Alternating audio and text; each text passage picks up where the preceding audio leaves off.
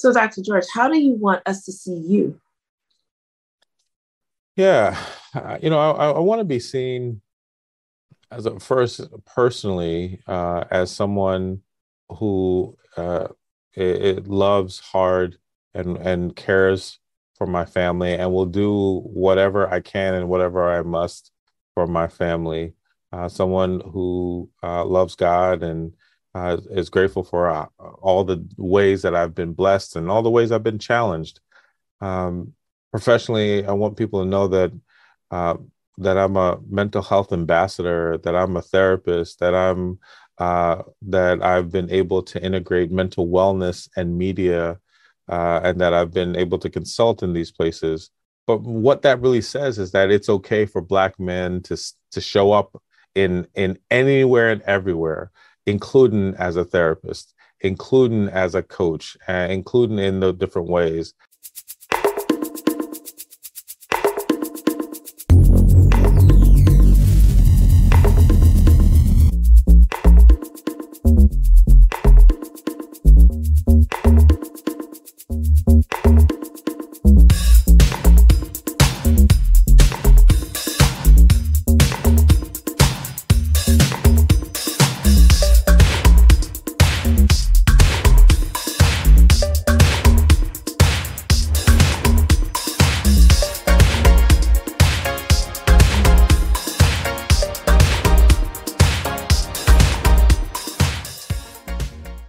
Hi, and welcome to another edition of King Crush Thursdays, the series where we highlight and uplift Black men, because frankly, not too many people are doing it. My name is Val Gay, and I'm super excited to bring this brother to you today. He is a licensed marriage and family therapist. He is an executive coach. He does media consulting. He does a lot of things that most of them I can't even remember now. So what I want to need you to do is go down and look at his bio, because it is a lot, because his brother is bad. And I need to introduce you to Dr. George James. Hi, how are you, sir? Hi, Val. I am so happy to be here. Thank you for that awesome intro. And I appreciate the opportunity to be a King Crush. I love it. Awesome. Thank you so much. And I'm so glad that you are here. We are creating a narrative busting repository here. As you well know, because you live in this world, that there is a very myopic view of Black men. It's a tiny sliver of our community. And so our goal with this series is to create this repository of just 6 questions. And in phase 1, on our way to 100 answers by 100 different positive and successful Black men, with the hopes of one day a young king who may or may not have positive Black male role models could go to this repository, see the same 6 questions answered in 100 different ways, and hopefully find guidance there. And then for the rest of us who are neither male or Black, perhaps we can also go in and get a better insight into this group that we only see this tiny myopic view of in the media. And so I'm so glad that you're here to contribute to this repository. And I'm going to get started with question 1, which is, what does manhood mean to you? I'm so grateful to be here. Great startup question. Manhood means a lot to me. When I think I was growing up, my manhood was really single focus. It meant strong, maybe even aggressive, even, or that strength came in so many ways. For me now, manhood is being vulnerable. Manhood is being there for my family, to care for my family, and to be cared for by my family. Manhood is multi-directional. It is not just me going out here and doing the most, but it's also knowing that there are people who love me and will love on me and will love for me in multiple ways. Manhood means that I am a son, that I'm a brother, that I'm a father, and that I'm a husband, that these identities that I hold shape part of how I show up. Manhood for me is a gift and a blessing, and I'm grateful for just the way that I was born and shaped, and the identity I get to hold. So it means all those things. That's beautiful. That's awesome. Excellent. Thank you. Thank you so much. So question 2 is, who and or what is important to you? Yeah. I can go many levels. My faith and God is important to me. My family and how is important to me. But let me start off with my marriage is the kind of foundation of the family. So my wife, Dr. Candace Robertson James, is super important to me, and the life we've been able to cultivate together. The 2 children we've been able to have together, Nalani and Alex, are super important to me. The thought of the parents that did so much for me and sacrifice, and unfortunately are now no longer alive, mean a lot to me and still have imprinted on me. Family members, mother-in-law, brother-in-law, sister, niece, nephew, cousins, friends, family, community is important to me. I love people. I love being connected to people. I love the work that I do to help people and to support people. All those things are important to me, and they make me better. Being able to connect with people in multiple moments, in multiple ways, whether to travel with them or to have them as a client or to hear them or to work with them or to listen to them. These are all things that are important. And I could go on, but I'll just say that for now. That's great. Awesome. Thank you. Thank you so much. So Dr. George, how do you want us to see you? Yeah, I want to be seen as a first personally as someone who it loves hard and cares for my family and will do whatever I can and whatever I must for my family. Someone who loves God and is grateful for all the ways that I've been blessed and all the ways I've been challenged. Um, Professionally, I want people to know uh, that I'm a mental health ambassador, that I'm a therapist, that I've been able to integrate mental wellness and media, and that I've been able to consult in these places.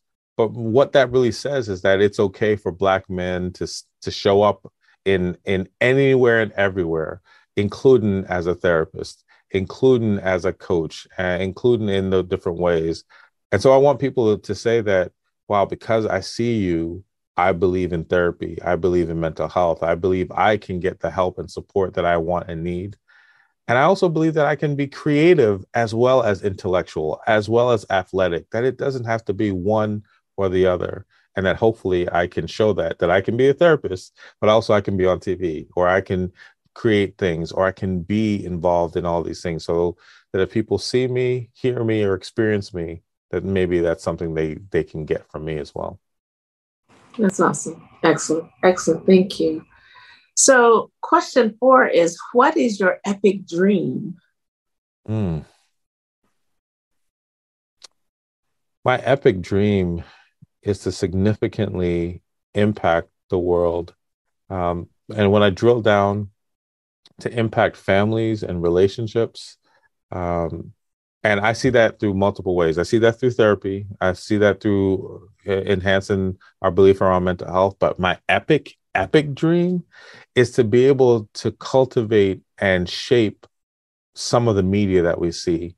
I would love to be able to integrate mental wellness and the ideas I have in my head into lots of television shows or platforms, because I believe that shapes us in so many ways. But for it to do it for good and not for bad, for it to be uplifting and encouraging and not discouraging or self-destructive. My epic dream is to be able to do that. My epic dream is to see and experience the world with my family, to travel and to see the world and to learn and to grow and to see them develop into the further amazing human beings that I know that they will be. My epic dream is to love on my wife in such a way that it makes other people jealous, and for her to know that she is loved and cared for and to receive that in return. And so some of that I feel I'm already living. And I feel some more is yet to come. That's really beautiful. That's awesome. Excellent. Thank you. So you've been answering, much like the brothers before you, question 5 implicitly all throughout, but I am going to ask you explicitly. Dr. George James, who are you? Yeah. I'm someone who believes in possibilities. I'm someone who believes in expansion.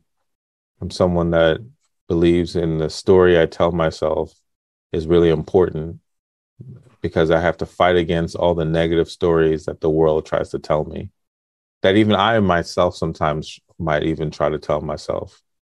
So I'm somebody who pushes the barriers, expands beyond what people might even think I can do. I'm someone that believes in love and believes in vulnerability. I'm someone who wants to kiss my son and daughter. I'm someone that wants to be kissed. I'm someone that believes that my self-care and mental health is just as important as my physical health. I'm someone that believes in God, and that my faith has guided me through the hardest moments in my life and has brought me to the most amazing places and moments that I've experienced so far. And so I put that together as I'm me showing up in all these places, believing that anything is possible. That's so beautiful. So many levels. Thank you. That's really beautiful. Thank you. So here we are already at question 6, which is there anything I should have asked you that I didn't ask you, or you wanted me to ask you that I didn't? In other words, what did I miss? Yeah, I think that I highlighted it, but I realized that I love to travel. And I love to travel because my Jamaican parents, who sacrificed so much, who didn't get to do much, didn't get to see the world, wanted others to. And I have that. And in losing my parents and my mother, my wife's grandmother, and in just losses that we've had over the years, our motto is creating great moments, creating memories together.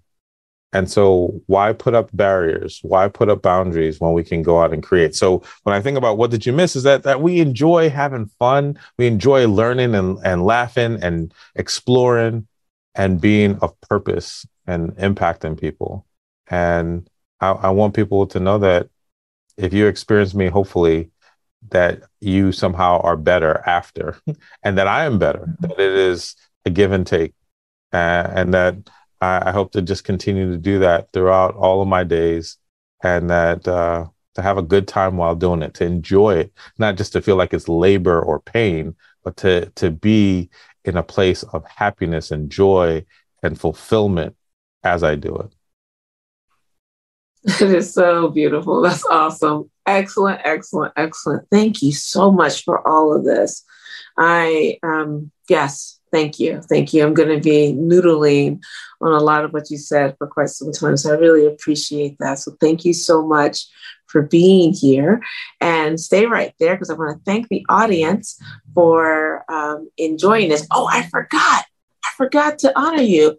So my king, I honor you, my king. I had seen so much in my head that I was noodling and forgot my own format. I just want to let you know that I honor you, and I just pray that your epic dream that you're already living continues, and it grows wider and deeper, and that those parts not yet to come or not yet here, that they will come soon, and that they will be in abundance. And I'm just so grateful for you today and being a part of this repository. Like I said, my brain is already like noodling on some of the things that you said. I'm really grateful. And so thank you, thank you, thank you. And I then want to thank everyone else for watching and joining us. I really hope that you got as much from this interview as I did. And if there is a positive and successful Black man that you want to highlight in this forum, please click the link below or in my bio, fill out the nomination form, and I'll take it from there. We are on our way in phase 1 to 100 answers by 100 different positive and successful Black men. And we are so close. We are almost there. And I have to say, as I always say, success does not equal what someone does for a living. They may be a multi-part professional, licensed marriage and family therapist, and a media consultant, and an executive coach, and a mental health ambassador, and. But they don't have to be. We are really looking for the brothers, as Dr. George said earlier, who are making the impact, positive impacts on the community around them, starting with their nuclear family and to the community writ large and everyone in between. Those are the brothers that we want to also to contribute to this repository. So please stay tuned next week for yet another amazing king. And in the meantime, please remember to spread love and have a great day. Thank you so much. And Dr. George, thank you so much. It was really wonderful. Thank you. Thank you so much. This was an honor. Appreciate it.